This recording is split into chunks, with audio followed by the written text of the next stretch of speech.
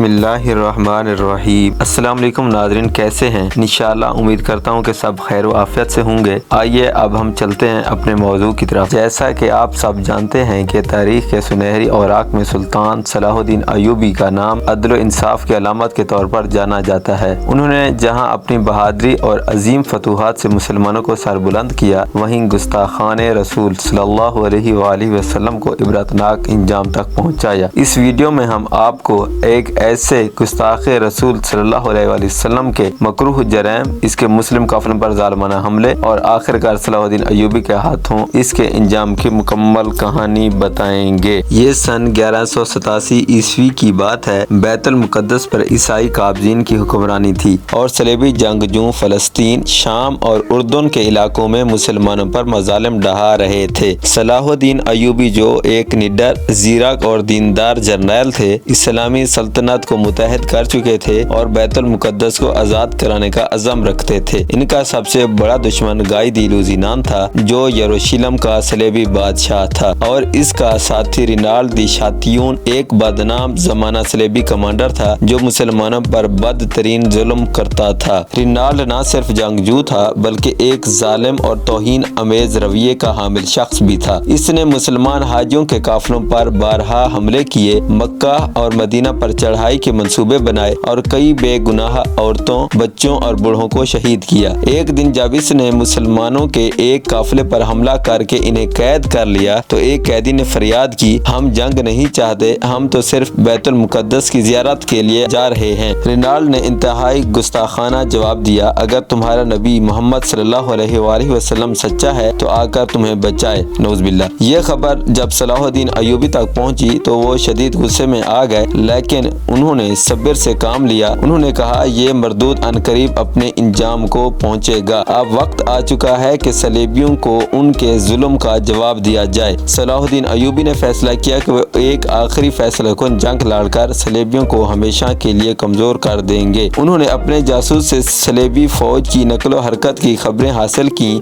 اور صلیبی فوج کو ایسے علاقے میں لانے کی حکمت عملی بنائی جہاں پانی دستیاب نہ ہو۔ جنگ حطین کے مقام پر صلیبی فوج کو شدید گرمی اور پانی کی قلت کا سامنا تھا، جبکہ مسلمانوں نے اپنے پانی کے ذخائر محفوظ رکھے تھے۔ صلاح الدین نے صلیبیوں کو تھکانے کے لیے ان کے ارد گرد گھیراؤ کر لیا اور دن بھر تیروں کی بارش اور تیز حملے جاری رکھے۔ تقریباً 4 جولائی 1187 میں جب صلیبی فوج پیاس سے نڈھال ہو چکی تھی، تب صلاح الدین ایوبی نے فیصلہ کن حملہ کر دیا۔ مسلمانوں کے گھوڑ سوار دستے برق رفتاری سے دشمن پر ٹوٹ پڑے، صلیبی فوج کی صفیں بکھر گئیں، ان کے سپاہی بے حال ہو گئے اور آخرکار مسلمانوں نے انہیں چاروں طرف سے گھیر لیا۔ صلاح الدین کے فوجی اللہ اکبر کے نعرے لگا رہے تھے، جبکہ صلیبیوں کے چہرے خوف سے زرد پڑ چکے تھے۔ گھنٹوں کی لڑائی کے بعد مسلمانوں نے صلیبی فوج کو مکمل طور پر شکست دے دی، ہزاروں صلیبی مارے گئے اور ان کے بادشاہ گائے دی لوزینان سمیت بیشتر فوج کو قیدی بنا لیا گیا۔ جنگ کے بعد تمام قیدیوں کو صلاح الدین ایوبی کے سامنے پیش کیا گیا۔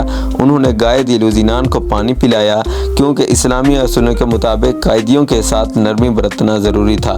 لیکن جب رینالڈ دی شاتیون نے پانی پینے کے لیے ہاتھ بڑھایا تو صلاح الدین نے روک دیا اور کہا، میں نے گائے کو پانی دیا کیونکہ وہ بادشاہ ہے، لیکن تم ایک دھوکے باز اور گستاخ ہو۔ تم نے اللہ کے رسول صلی اللہ علیہ وآلہ وسلم کی توہین کی، بے گناہ مسلمانوں کو قتل کیا اور مقدس شہروں پر حملے کی کوشش کی، تمہارے لیے کوئی رحم نہیں۔ یہ کہہ کر صلاح الدین نے اپنی تلوار سے رینالڈ دی شاتیون کو واصل جہنم کر دیا۔ صلیبی بادشاہ گائے دی لوزینان یہ منظر دیکھ کر کانپ اٹھا اور سمجھ گیا کہ صلاح الدین صرف ایک بہادر جرنیل ہی نہیں بلکہ ایک سچا اور انصاف پسند حکمران بھی ہے۔ جنگ حطین کے بعد صلاح الدین ایوبی نے اگلا ہدف بیت المقدس کی آزادی کو بنایا۔ صلیبی اب شدید کمزور ہو چکے تھے اور ستمبر 1187 عیسوی میں صلاح الدین ایوبی نے بیت المقدس کا محاصرہ کر لیا۔ کچھ ہی دنوں میں مسلمانوں نے شہر میں داخل ہو کر عیسائیوں کی حکومت کا خاتمہ کر دیا، لیکن یہاں بھی صلاح الدین ایوبی نے وہی رحم دلی اور انصاف کا مظاہرہ کیا جو وہ ہمیشہ کرتے آئے تھے۔ انہوں نے صلیبیوں کی عام آبادی کو امن دیا، عورتوں اور بچوں کو تحفظ دیا اور جو عیسائی اپنی مرضی سے شہر چھوڑنا چاہتے تھے انہیں جانے دیا۔ یہ ایک تاریخی لمحہ تھا، وہی بیت المقدس جو 1099 عیسوی میں پہلی صلیبی جنگ کے بعد عیسائیوں نے خون کی ندیاں بہا کر قبضے میں لیا تھا، آج وہ بغیر کسی خون ریزی کے ایک عظیم اسلامی سپہ سالار نے واپس حاصل کر لیا۔ جنگ حطین اور بیت المقدس کی فتح نے صلاح الدین ایوبی کو تاریخ کے عظیم ترین جرنیلوں میں شامل کر دیا، لیکن ان کی عظمت صرف ان کی جنگی فتوحات میں نہیں تھی بلکہ ان کی رحم دلی، انصاف اور عظمت کردار میں بھی تھی۔ وہ کبھی دشمنوں سے ذاتی انتقام نہیں لیتے تھے، وہ قیدیوں کے ساتھ مہربانی سے پیش آتے تھے، وہ ہر جنگ میں اللہ کی مدد طلب کرتے اور وہ ہر معرکے کو اسلامی اصولوں کے مطابق لڑتے۔ یہی وجہ ہے کہ آج بھی صلاح الدین ایوبی کا نام بہادری، انصاف اور حکمت کا استعارہ سمجھا جاتا ہے۔ جنگ حطین نے صرف صلیبی طاقت کو نیست و نابود نہیں کیا بلکہ مسلمانوں میں ایک نیا جذبہ اور حوصلہ پیدا کیا۔ یہ جنگ صرف ایک میدان جنگ کی جیت نہیں تھی بلکہ اسلامی غیرت، ایمان اور اتحاد کی ایک تاریخی مثال تھی۔ صلاح الدین ایوبی کا یہ ایک واقعہ ہمیں سکھاتا ہے کہ بہادری صرف میدان جنگ میں نہیں بلکہ رحم دلی، انصاف اور مضبوط ایمان میں بھی ہوتی ہے۔